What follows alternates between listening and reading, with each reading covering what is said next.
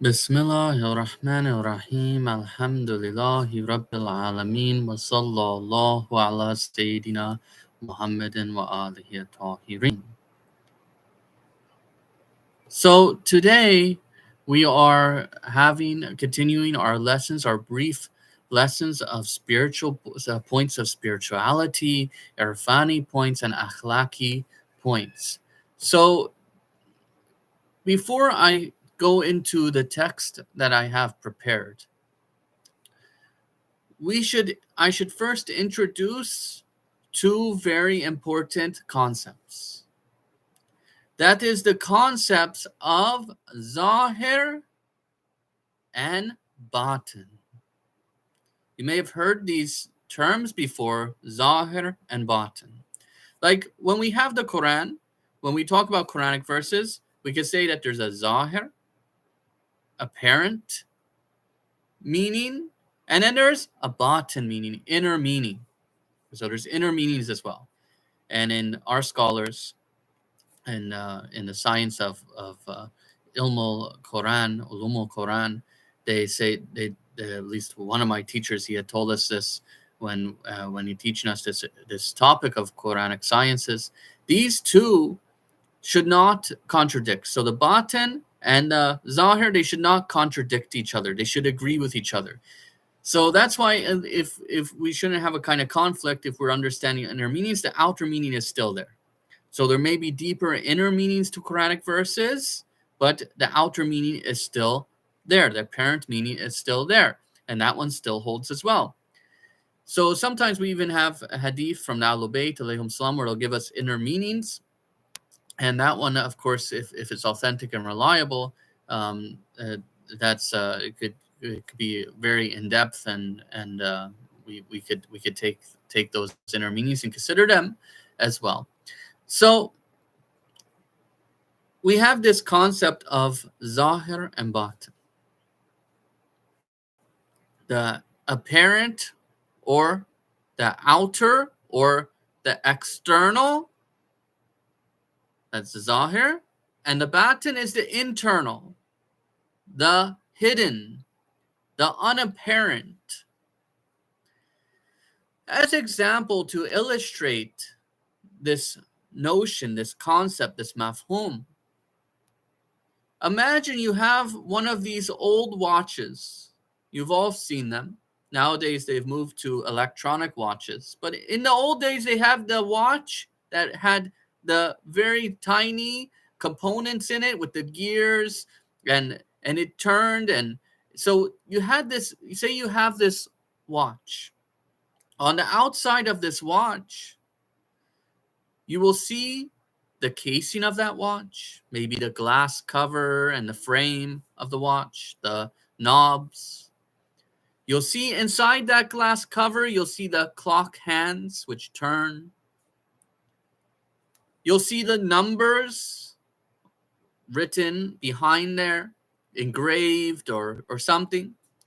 You'll see all this external parts. This is all the zahir of the watch. This is the external of the watch.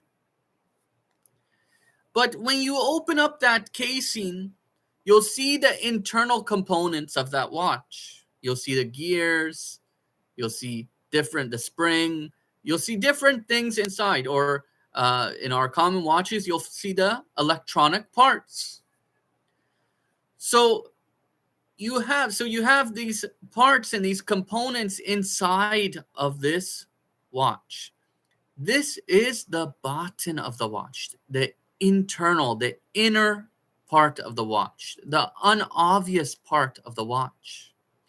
But how those things function inside, they manifest outside. So if they're working properly inside that watch, then the clock hands outside will turn properly. If they're malfunctioning, there's something wrong, then that clock hands will not turn properly. Similarly, if there's damage to the electronical components inside a watch or anything, computer, whatever, then the external appearance of it will not function properly. So anyways, we have these two important concepts, Zahir and batin, inner and outer. So just keep that in mind as we go on. So we have the inner and the outer aspects. Us humans also have inner and outer aspects. Our body is an external aspect. It's zahir. Our actions that we do are manifestations of something inside of us. They're external aspects. The words that we articulate are external aspects. But they go back to the referent or the referral to our inner self, our inner aspect. So we humans as well have a zahir and a batin. To reform oneself, to repair one's soul, one must consider that change and influence must be done, must be affected to ourselves to have real transformation. So to be able to self-develop, to be able to reform, we must understand and accept that change and influence must occur from internal, from our batini aspect. For us to have real transformation, for us to have real development, for us to have real improvement towards human perfection. Therefore, what comes from outside, what comes from the external aspects, must be internalized. So what do I mean? Well, let's explain. What kind of meaning can we give to that?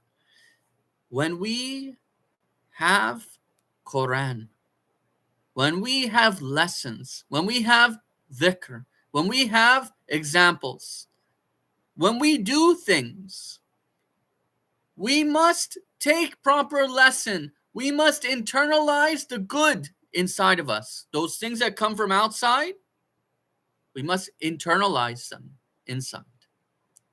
Make them inner affection. Make them inner occurrences. Make them impact the inside of us. So yes, change has to come from inside, but then when we have things outside, we must bring them inside. And here we have to be careful not to bring the evil inside. We have to be careful not to bring the evil deeds that we see people doing into our own self and corrupt it.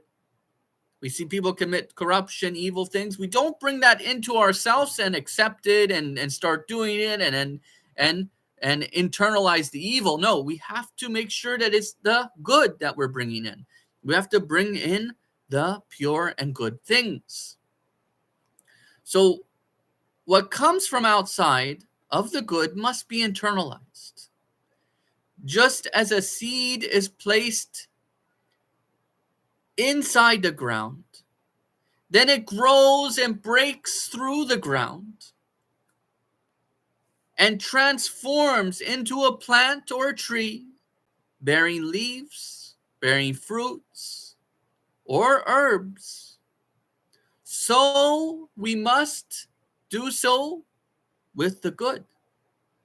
We must plant the obedience to Allah, the good things that bring us closer to Allah, the good things that remind us of Allah the Exalted in our hearts, in our souls. Just like if we took a seed and we planted it in the ground, and then it should transform and grow and grow and grow. So we have in the Holy Quran in Surah 13, I won't read the whole ayat, but Surah 13, ayat 11, the English transinterpretation of it, pretty much gives the meaning of the Arabic here, is verily Allah does not change what is in people, what is in a people, بِقَوْمٍ, until they change what is in themselves, what is in themselves. بِأَنفُسِهِمْ. So until they change what is in themselves. And when Allah wills, when Allah wills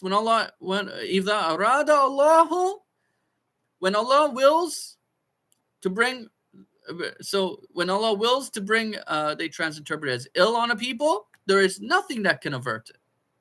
If Allah removes His mercy from people and He leaves them in that state, nothing at all can stop that except Allah the Exalted.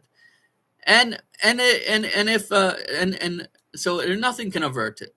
And they have no wali besides Allah the Exalted. They have no protector, no guardian besides Allah the Exalted.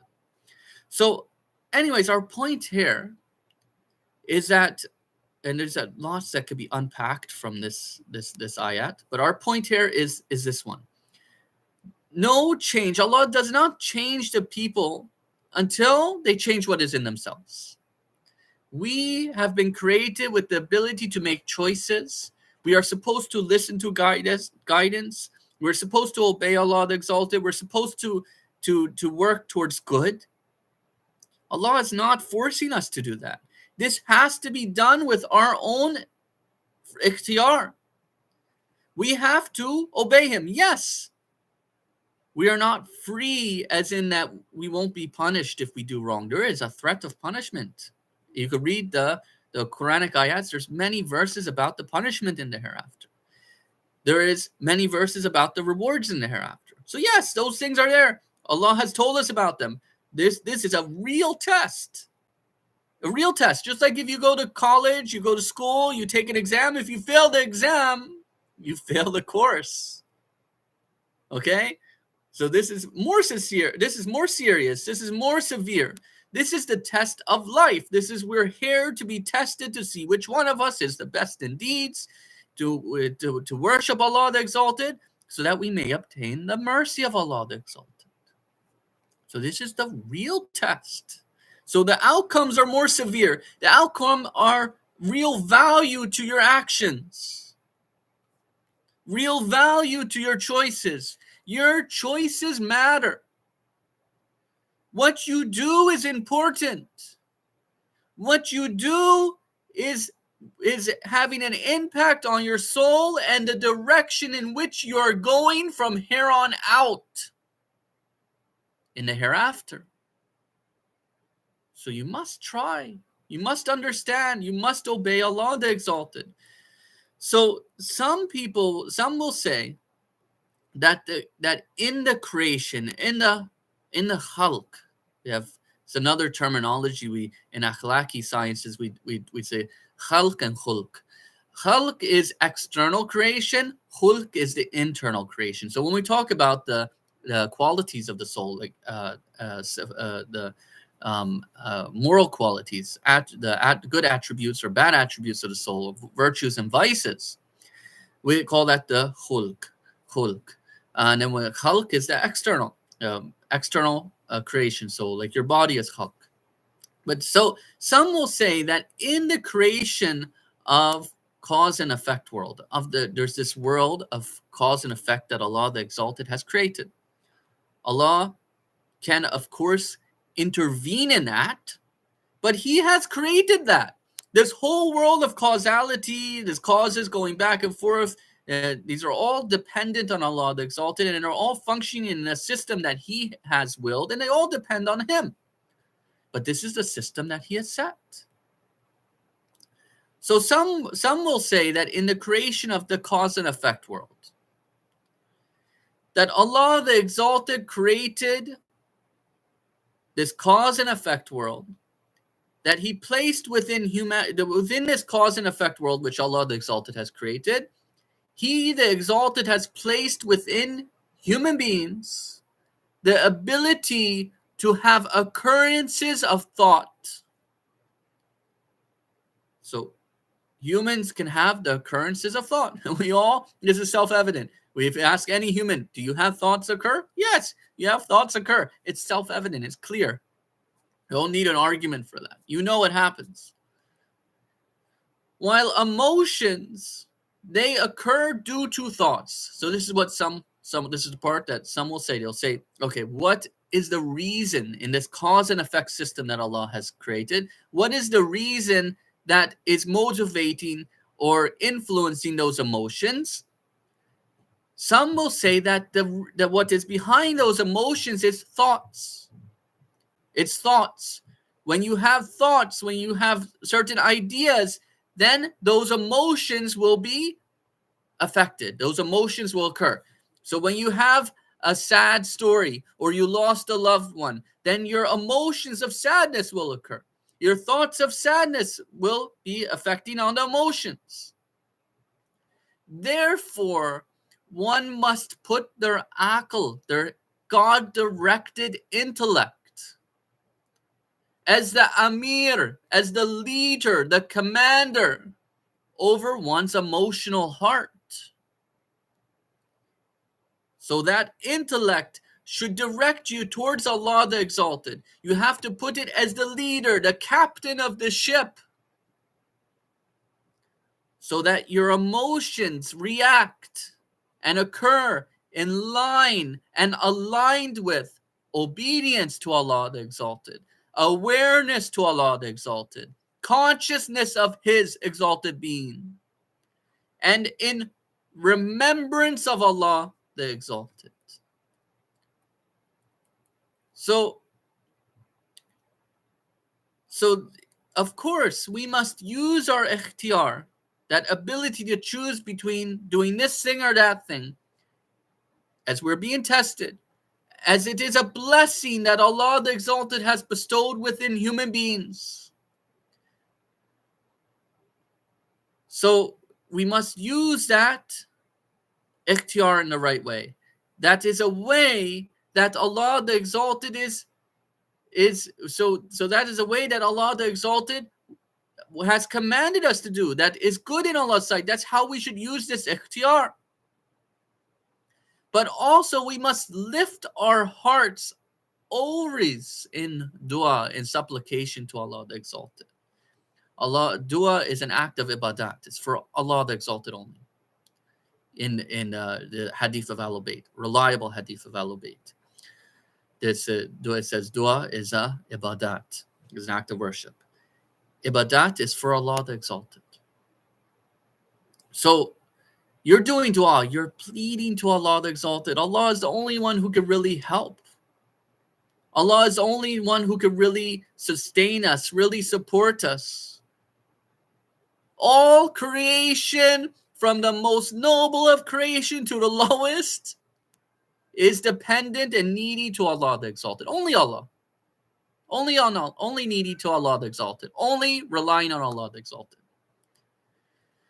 So we find in Dua Gharik says, Ya Allahu, Ya Rahmanu, Ya Rahimu, Ya Mughalibu, or Mughalibo, it's probably Mughalibu, Al-Kulubi, Thabit, Kalbi ala dinik.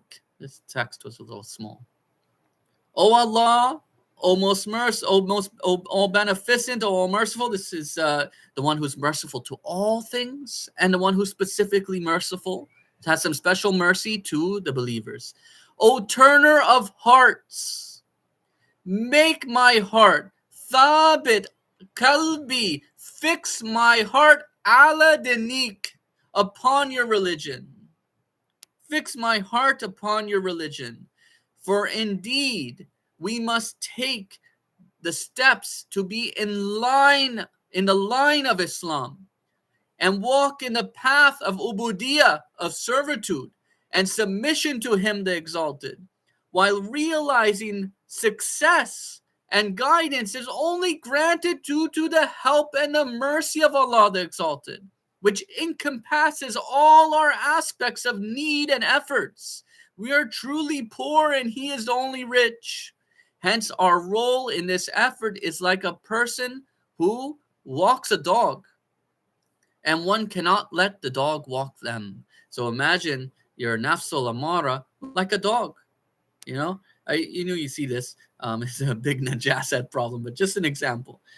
You've seen it, and you know what I'm talking about. It's just an example. We care for animals and things like that, but keeping such a thing in the house or something would be like a disaster for najasat.